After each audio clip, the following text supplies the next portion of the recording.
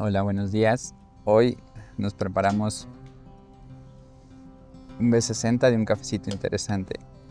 Amantes del café, hoy les quiero compartir cómo nace la Tengara, y esto data de hace como 35 años, en un lugar muy lejano en Zacatecas. Yo participaba los fines de semana con mi familia y otras 3 o 4 familias que horneábamos gorditas de horno, gorditas hechas de maíz con cuajada, le llamamos, de leche y algunas otras cosas. En aquellas reuniones familiares a mí me tocaba hornear las gorditas. Entonces teníamos hornitos que son redondos, de ladrillo rojo, y hacíamos varias cosas. Una era, nos levantábamos 5 o 6 de la mañana y empezábamos a calentar con leña el horno durante 3 o 4 horas. Ya que se calentaba, empezábamos a meter lo que eran ya charolas con las gorditas redonditas. Bueno, a mí me tocaba la actividad de meter las charolas, ver que se cocieran y sacarlas. Entonces era mi primer contacto con las variables de temperatura, flujo de aire. Había un hoyo en estos hornitos donde se ponía un tabique y nosotros controlábamos si estaba abierto al 100% o solo se le ponía a la mitad. Entonces, y otro punto importante era lo que era el candil, que era seguirle metiendo brasas o pequeños pedazos de leña para que el horno mantuviera la temperatura. Entonces, esos eran mis primeros indicios donde manejábamos flujo de aire, temperatura y en este caso mantener la flama. Posteriormente termino mis estudios, vengo a la Ciudad de México y en 2019 mi esposa y yo iniciamos el proyecto de la Tengara, una barra de especialidad, la cual tenía como objetivo brindar buen café de especialidad y servir buena comida gourmet. En el 2019 nosotros iniciamos en octubre la Tengara. Compramos nuestro primer lote de 10 kilos de café, los cuales nos dimos cuenta que estaban quemados. Fue nuestro primer contacto con el café y el tueste. De esos 10 kilos de café solo pudimos consumir lo que era la calibración del molino y lo que pusimos en tolva para sacar un par de capuchinos. Nos dimos cuenta que tenemos que buscar tostar café. Entonces, con ese café no pudimos trabajar. Lo que hicimos fue buscar una barra de especialidad. Le compramos 2 kilos para empezar la semana y empezamos a buscar productores. Encontramos un productor de Chiapas, nos envió, recuerdo bien, 4 kilos. En ese momento ya teníamos un lugar por Santa María de la Ribera donde podíamos tostar café. Era una maquinita de 1 kilo y recuerdo que tenía su ventilador o su sistema de aire, era el motorcito de un parabrisas de coche. Entonces era un reto tostar ahí, por ejemplo, 10, 15 kilos, nos tardamos alrededor de un día. Y bueno, en ese momento empezamos a nosotros a tostar café. Fue interesante entender que tostar café es un reto, pero cuando lo entiendes es una magia. Entonces ahí fue cuando empezamos ya a tener en la Tengara nuestro propio café tostado, tueste medio, y colaborábamos con otra persona que era quien tostaba. Más o menos a finales de 2019, principios de 2020, inició el COVID. Ese fue una gran oportunidad para nosotros porque a la persona que me ayudaba a tostar le da COVID, se tuvo que guardar por 3 o 4 semanas. Entonces la Tengara ya empezaba a proveer café. Un dato importante fue que nuestro primer kilo de café que nos pidió el cliente lo tuvimos que tostar en una licuadora porque no teníamos molino, solo teníamos un molinito manual. Y ese, pues imagínense moler 1 kilo en un molinito de estos manuales, pues era cansado. Entonces se nos ocurrió en la licuadora. Bueno, ya imagínense cómo salió la molienda. Era molienda de americano, entonces fue un reto. En ese momento nos dimos cuenta que necesitábamos tener herramienta más sofisticada y bueno, nos dimos a la tarea de buscar un molino industrial para tener buenas moliendas y la la idea era generar ya un sistema de ventas. Entonces, regresando al punto de tueste, cuando a esta persona le da COVID, la Tengara ya tenía clientes, entonces necesitaba generar café, tostar café para la barra y para nuestros clientes. ¿Qué hicimos? Me fui a tostar. Digo, yo tenía ya nociones básicas de cómo tostar café. Entonces me voy a un lugar donde era un tostador 100% Mex y empiezo a tostar. Con la ayuda de esta persona vía telefónica me empieza a dar como ciertas indicaciones y hago mis primeros tuestes. Era un centro de tostado. Fue complicado al principio porque uno de los miedos que tiene uno cuando tuestas café es que el café se queme o te quede crudo. Hice mi primer tueste, terminé, recuerdo que estaba sudando, estaba así como muy estresado. Entonces, y bueno, traje el café, nada más hice 2 baches, lo traje a la barra, lo probamos 3 días después y de ahí surgieron varias cosas. Uno era, yo tenía que revisar bien cómo hacer un tueste y 2, tenía que cuidar que cada tueste fuera lo mejor posible. ¿Por qué? Porque el trabajo del productor en el tueste lo puedes enaltecer o lo puedes echar a la basura. Entonces ahí entendí que el valor que tiene un grano de café de especialidad es muy grande y lo tienes que cuidar como maestro tostador. Bueno, después de esa etapa, que fueron alrededor de un mes, donde se tuvieron que hacer varios tuestes, yo decido tomar un taller. Agradezco a Cristian que me dio un taller, pero fue un taller rápido de una semana, en el cual yo le pedí, ayúdame porque tenemos que tostar rápido para que yo aprenda, porque hay necesidad. Entonces, de ahí surgen varias cosas. Julio del 2020, si no mal recuerdo, estábamos ya en la pandemia muy fuerte, estábamos trabajando desde casa y decidimos, mi esposa y yo, ir a visitar algunas fincas. Nos vamos a Coatepec, Veracruz, allí con nuestro productor Ismael Valdés, a quien agradezco todo el apoyo, y al Paso del Macho. El Paso del Macho fue un reto porque dejamos a nuestro hijo en Jalapa y eso eran como las 4 de la tarde. Enfilamos en coche hacia Paso del Macho y entonces llevábamos 3 horas manejando, íbamos en la nada porque ya empezaba a oscurecer y nada más entrabas, bajabas a arroyos, subías y la gente nos decía, siga adelante, le faltan un par de horas para llegar a Paso del Macho. Voy a hacer una pausa para seguir disfrutando de este cafecito. Ese día fue muy curioso porque nos dieron las 8 de la noche, empezábamos a ver fincas de café y no veíamos gente, solo veíamos fincas, tanto del lado derecho y del lado izquierdo, y de pronto solo había 2 huellas de piedras en la carretera y nosotros seguíamos subiendo, o sea, seguía subiendo. Finalmente eran las 8:40 cuando llegamos a la casa de don Serafín. Ya nos estaba esperando con su esposa y su hija Ana Lilia y ya nos recibieron. En ese momento fue un parteaguas porque don Serafín nos platicó rápido que en pandemia le estaban pagando a 7 pesos el kilo de café. Él pagaba 4 por corte y 3 pesos para sus costos operativos. Entonces yo vi el reflejo de mi papá. Yo crecí en el campo y vi el reflejo de un trabajador, de un campesino, cómo tiene amor por su grano, en este caso por su café, y las ganas de compartirlo con el mundo. Sin embargo, estaba ese reto de tener un buen pago. Entonces yo le digo a don Serafín, yo me voy a llevar su café a México y le voy a promover. Y de ahí nace un hito importante en el trayecto de la Tengara. Ya recuerdo que me traje un costal de café, ya lo tosté yo, lo empezamos a promover, a la gente le empezó a gustar.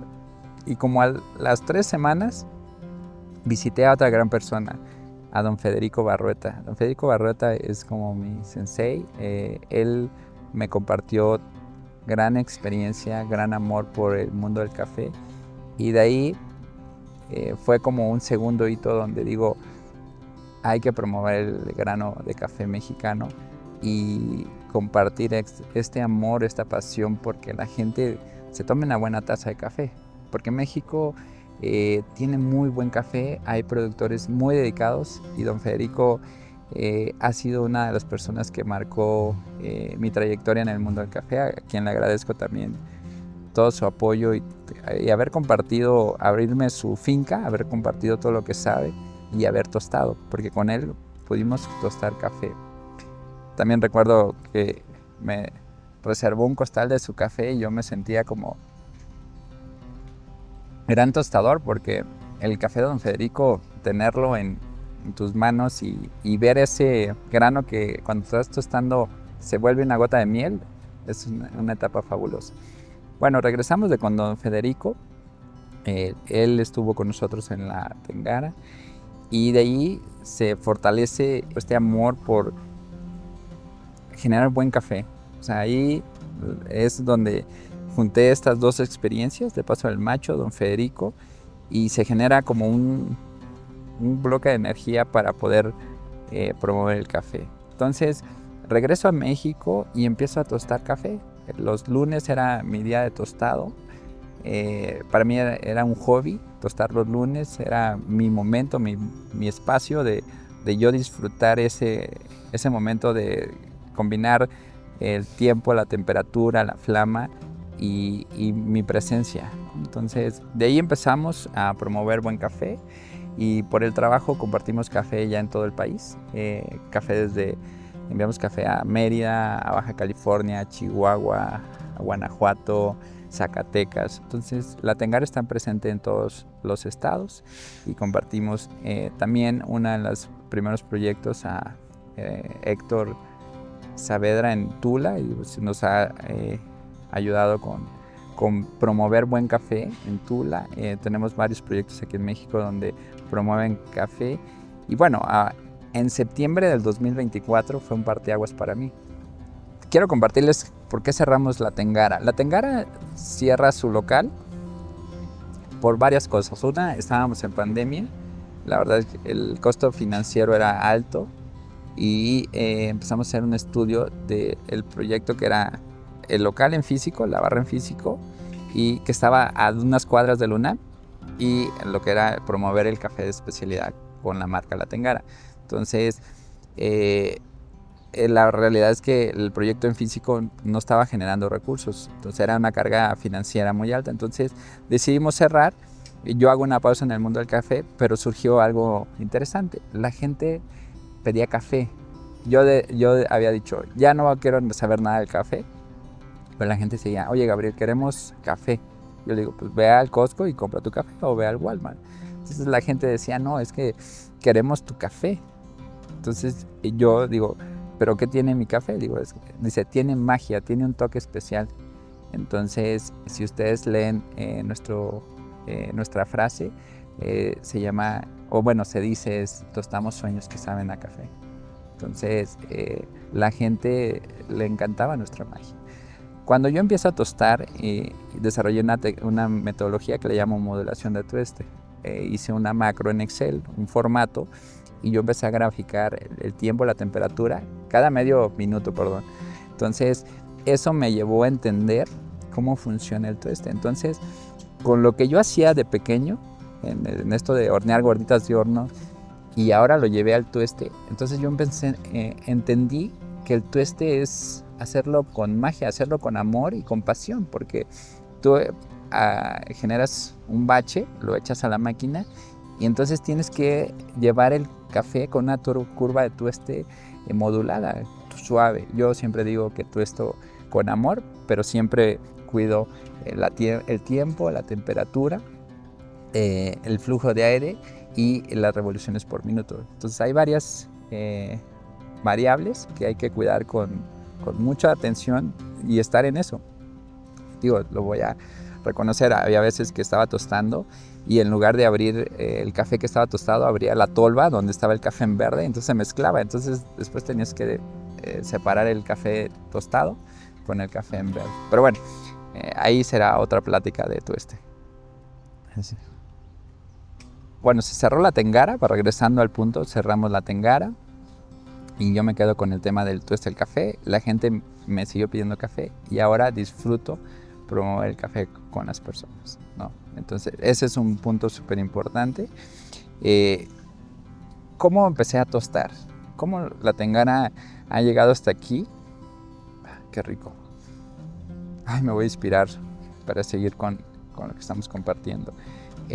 Yo tomé curso con Cristian, luego tomé un curso con la Escuela de Estados Unidos de 6 meses y empecé a estudiar. Entonces tomé referencias de tostadores a nivel internacional, vi algunas pláticas, pero finalmente el tueste es una técnica que desarrolla cada maestro tostador y es convertir el trabajo del productor, o sea, todo lo que hace el productor, darle una presentación o generar una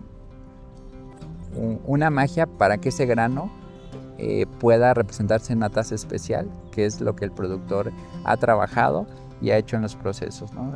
Yo disfruto mucho los cafés enmielados, los naturales, los hidronaturales, procesos experimentales y las fermentaciones. Entonces, eso es algo importante. Yo disfruto mucho cuando tuesto, por ejemplo, un café enmielado morado, cuando tuesto un café natural, un caracolillo del Estado de México de la familia Rojo, que también me han apoyado bastante. La familia Rojo también fue un gran hito para mí porque ellos estuvieron en una Expo Café aquí en la Ciudad de México y ellos les hicieron un fraude con su hospedaje, al final se quedaron en casa, pero ahí entendí que compartir una taza de café, compartir tu casa con alguien en el mundo del café es algo que no tiene precio.